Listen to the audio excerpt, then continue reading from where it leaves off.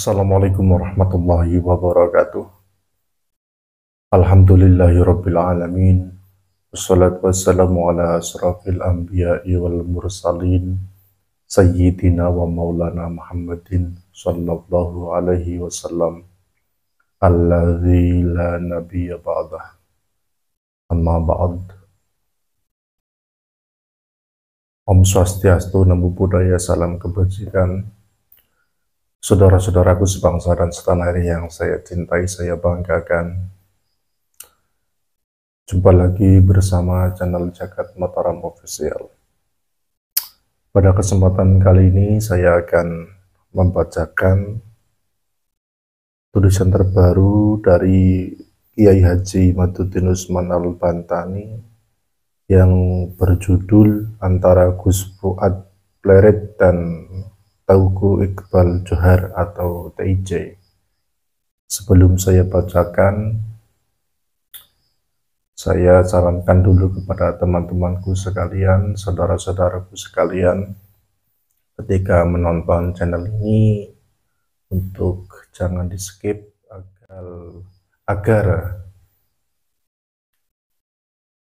kalian, saudara-saudaraku, tidak gagal paham atau gagal memahami, terlebih lagi salah dalam memahami. Untuk itu, saudara-saudaraku, tanpa banyak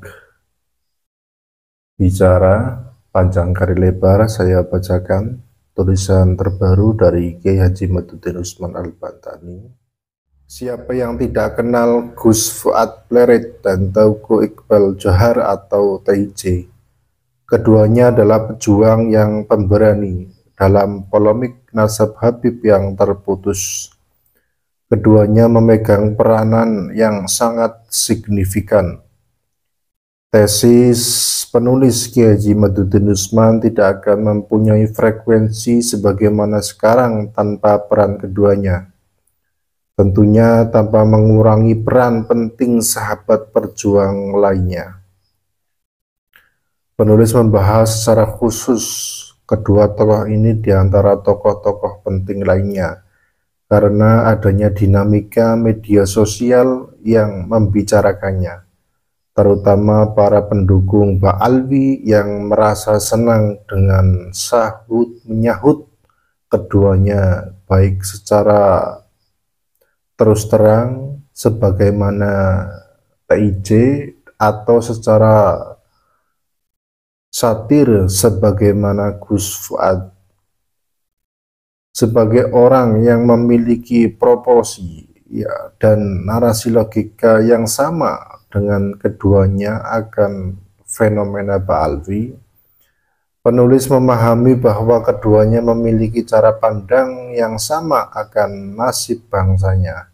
Bahkan pemahaman ini menurut penulis timbul bukan hanya semata perwujudan dari cara baca terhadap realitas yang sama antar keduanya, tetapi juga dipengaruhi faktor genomik leluhur keduanya yang selalu tampil penuh dedikasi dan bertanggung jawab di masa lalu.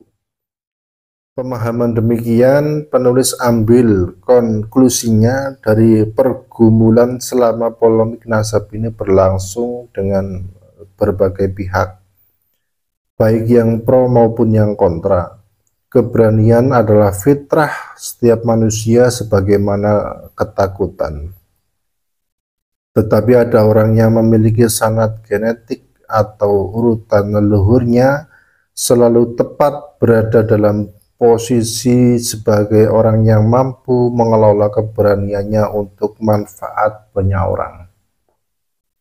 Kemudian untuk waktu berikutnya, orang yang mampu mengelola keberanian itu ditakar oleh generasi selanjutnya sebagai pahlawan.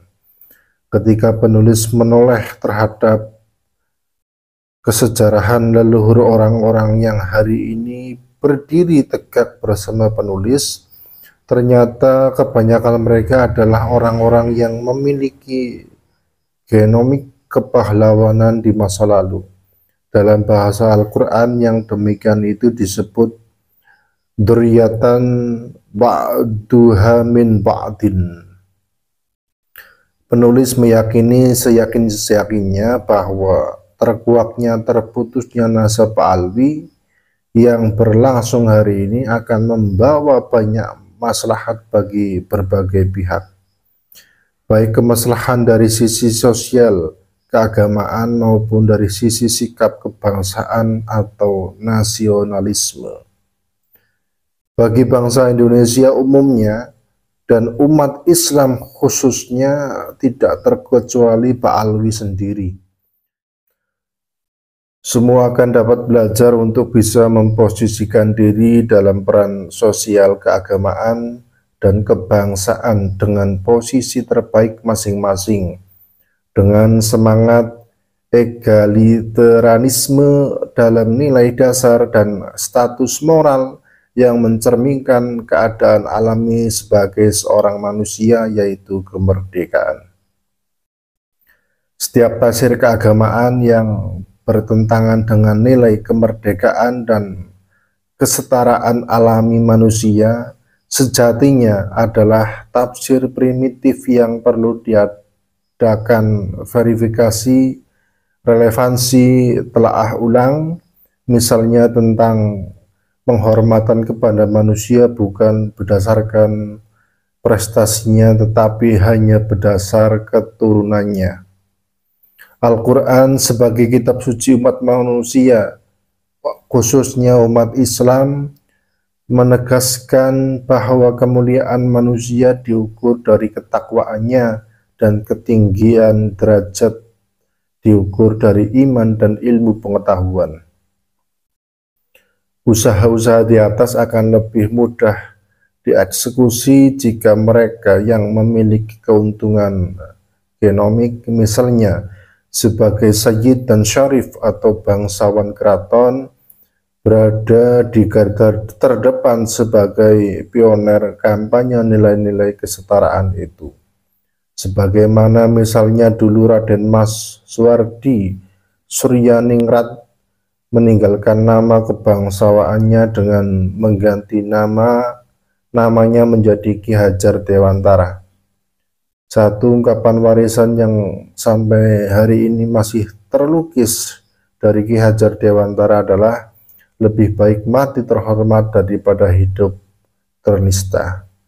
Semoga Gus Fuad, Pleret, dan TIJ juga pejuang-pejuang lainnya tetap istiqomah dalam berusaha memberi pencerahan terhadap saudara-saudara kita yang lebih luas dengan gayanya masing-masing yang unik dalam bingkai persaudaraan yang saling asah, saling asuh, dan saling ngasih.